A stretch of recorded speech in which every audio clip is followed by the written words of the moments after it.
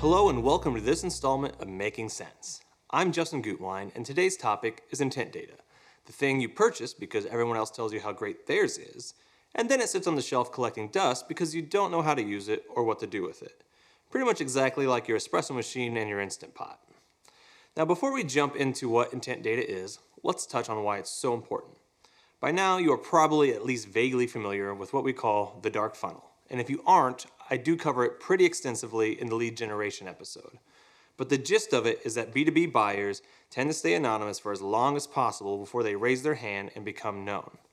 All that research and activity across the B2B web, including industry trade publications, blogs, forums, and communities, creates massive amounts of information indicating behavior and buying signals. And that is intent data. And without it, you're pretty clueless as to what your prospects are up to.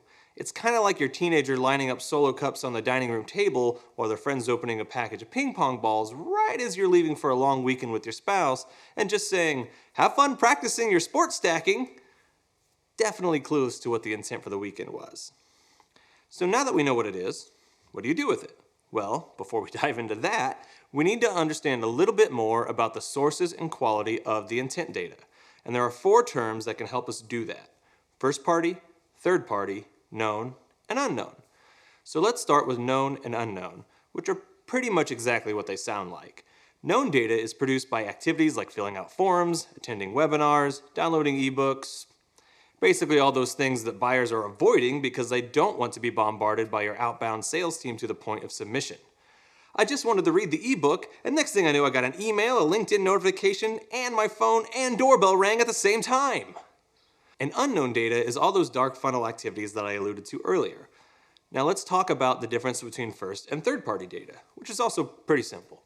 First party data is created by activities on your website, whether known or unknown, and most of your typical marketing and CRM platforms have different ways of capturing this data if the prospect makes themselves known. But as much as all the marketers out there would love to think that people are flocking to their site to do the research, most of this activity is probably happening on websites that aren't yours. And that data, whether known or unknown, is referred to as third-party data, which is typically purchased through a vendor or a partner. All right, now you have all of this intent data flowing in. What the hell are you supposed to do with it? Because it's impossible to process and then act on all of that raw data. You need to be able to glean clear, actionable insights.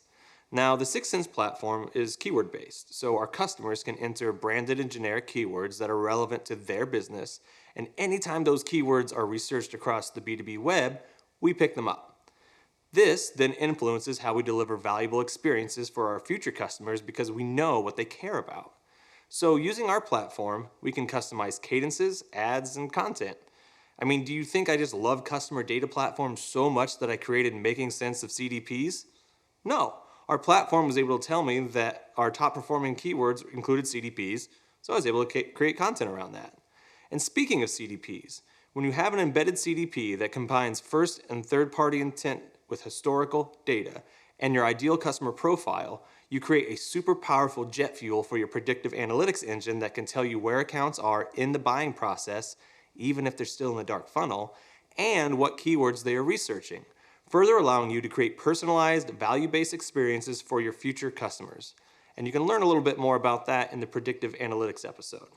So, I hope that this has been enlightening and that you are now confident in dusting off that intent data and putting it to work while making an espresso and enjoying some Instant Pot chili.